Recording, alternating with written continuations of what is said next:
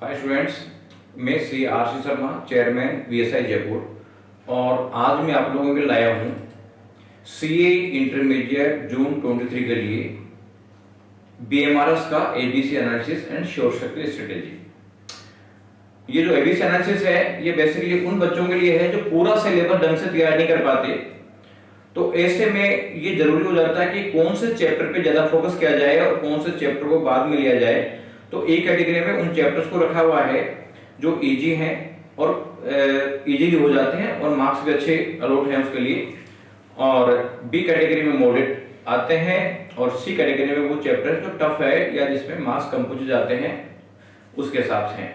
मैं ये नहीं कह रहा आपको ए करना है या ए बी करना है, सी नहीं करना, आप सब करें, लेकिन करें इस पैटर्न में कि पहले ए कैटेगरी चैप्टर करें, फिर बी करें, फिर सी करें। तो कोई टफ चैप्टर होगा आपको नहीं आ रहा होगा, वो सी कैटेगरी के हैं, तो ऐसा नहीं होता है कि यार कोई सी के टफ चैप्टर के चक्कर में पड़ गए अपन और वो भी नहीं हुआ और उसकी जगह हम 2 चैप्टर इजी कर सकते थे। इसलिए आप इस पैटर्न से करें, जितना ज्यादा कर सकते हैं उतना करें तो आपको बेनिफिट मिलेगा। तो ये एबीसी एनालिसिस में कौन से चैप्टर आते हैं ये पहले मैं बताऊंगा। और ये जो पीडीएफ है इसकी, ये वीएसआई के टेलीग्राम चैनल पे अवेलेबल है, तो आप वीएसआई का टेलीग्राम चैनल सब्सक्राइब करके और वहां से आप इसको डाउनलोड कर सकते हैं।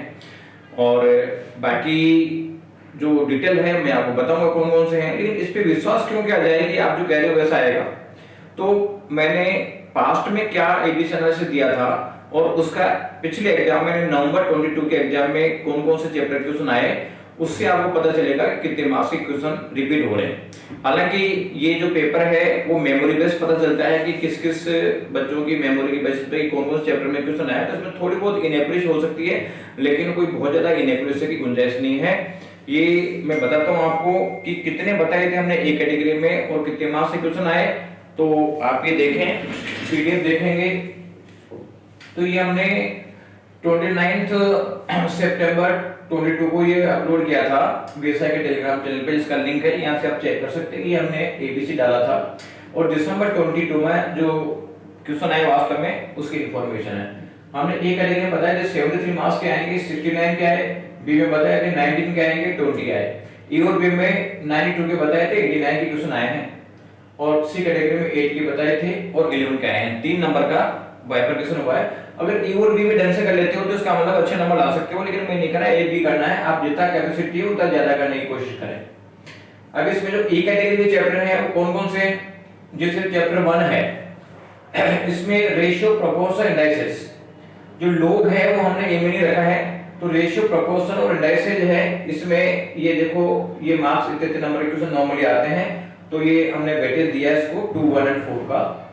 चैप्टर नंबर 4 है टाइम वैल्यू मनी में सिंपल और कंपाउंड इंटरेस्ट। ये सिंपल क्वेश्चन है, ज्यादा टफ नहीं होते हैं और इसमें अच्छे वेटेज है इसका। जैसे इसमें अराउंड 4 से 9 मार्क्स के, इसमें 3 से 5 मार्क्स के, तो अराउंड 10 11 मार्क्स के क्वेश्चन इंटरेस्ट में से पूछे जाते हैं। चैप्टर नंबर 2 है इक्वेशन का, लीनियर और क्यूबिक इक्वेशन, ये भी सिंपल है, नॉर्मली एक एक क्वेश्चन पूछा जाता है इसमें से।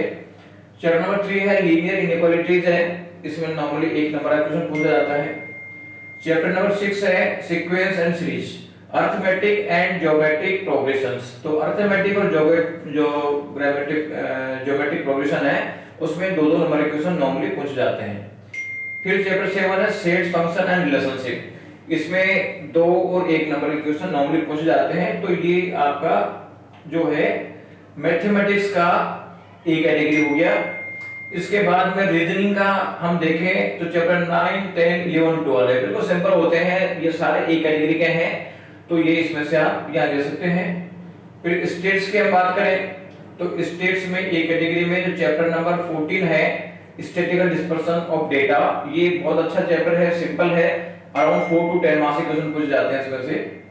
15 है मेजरमेंट ऑफ सेंट्रल टेंडेंसी और डिस्पर्शन, जो है ये भी बहुत अच्छा वेटेज है, बिल्कुल सिंपल क्वेश्चन है, इसमें 7 और 5 मार्क्स का वेटेज है इसमें। फिर कोरिलेशन एंड रिग्रेशन है, ये 5 मार्क्स का आता है, ये भी ए कैटेगरी में है। और चैप्टर नंबर 19 है, उसमें इंडेक्स नंबर है, ये इसमें भी 6 मार्क्स के क्वेश्चन आते हैं, ये भी ए कैटेगरी के चैप्टर है, तो ये 73 मार्क्स का लगभग ए कैटेगरी का वेटेज है। इसके अलावा बी कैटेगरी देखते हैं हम, जो चैप्टर 1 में जो आपका रेशियो प्रोपोर्शन में जो लोग छूट गया था वो यहाँ पे बी कैटेगरी में है। चैप्टर नंबर 4 में एनओटी बी कैटेगरी में है, चैप्टर नंबर 2 में क्वाड्रेटिक इक्वेशन बी कैटेगरी में है, चैप्टर नंबर 5 है उसमें परम्यूटेशन और कॉम्बिनेशन है वो बी कैटेगरी में है, चैप्टर नंबर 7 है सेट फंक्शन रिलेशन, उसमें फंक्शन जो है वो बी कैटेगरी में है। लॉजिकल रीजनिंग का सब ए कैटेगरी में ले रखे हैं, तो यहाँ पे बी में नहीं है। स्टेट्स है इसमें प्रोबेबिलिटी बी कैटेगरी में रखा हुआ है, इसलिए टोटल 19 मार्क्स की क्वेश्चन बी कैटेगरी में है। इसके अलावा जो कैटेगरी सी है इसमें स्टेट्स का थ्योरेटिकल डिस्ट्रीब्यूशन है और मैथमेटिक्स का डिफरेंशिएशन कैलकुलेशन और इंटीग्रल कैलकुलेशन, ये दोनों दे रखा है। अब इसमें देखोगे तो सी कैटेगरी में 5 और 8 मार्क्स के वेटेज है, 8 से 10 मार्क्स के आसपास क्वेश्चन आते हैं, और जो नॉर्मल वाले बच्चे हैं इसको थोड़ा ज्यादा टफ लगता है। तो ये आप इजीली हो जाए तो ठीक है, नहीं तो आप इसको छोड़ भी सकते हो। और दूसरा उपाय वो है कि इसके इजी क्वेश्चन कर सकते हो, तो उसमें मान लो कि 2-3 क्वेश्चन तो वैसे ही आ जाएंगे। तो इस तरीके से आप वर्किंग करके और मैक्सिमम स्कोर कर सकते हो। तो आप ये वीएसआई के टेलीग्राम चैनल से इसको डाउनलोड कर लें और इसके हिसाब से आप वर्किंग करेंगे तो आपको ज्यादा बेनिफिट मिलेगा। Thank you.